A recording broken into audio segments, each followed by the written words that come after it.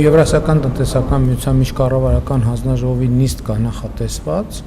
այդ նիստին մասնակցություն կունենամ եւ ինչպես ասել եմ, կզբաղվենք, բայց այսօր ենք զբաղվում եւ Եվրասիական տնտեսական միության ինստիտուտները աշխատում են, այսինքն դա սովորական ընթացիկ process է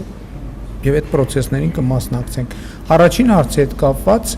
իհարկե ոչ, մենք չենք պատրաստվում ընտրություններ անցկացնել։ Խնդիրը հետեւյալն է, որ ընտրությունների նախորդող շրջանում թե քաղաքացիական հասարակությունը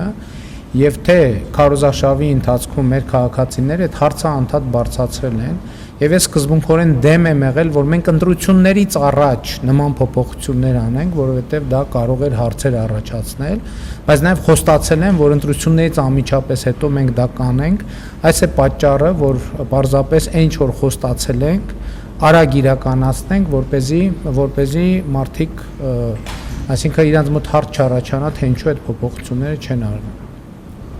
Այսինքն առաջարկ կա դեռ փետրվարին, մարտին, ապրիլին, նույնիսկ մայիսին, պահանջներ եւ այլն, բայց ես դեմ եմ եղել ընտրություններից առաջ նման փոփոխություններ անելու եւ խոստացել եմ, որ ընտրություններից անմիջապես հետո այդ փոփոխությունները կարվեն։ Չկապ չունի, բայց քաղաքական արձանագրումը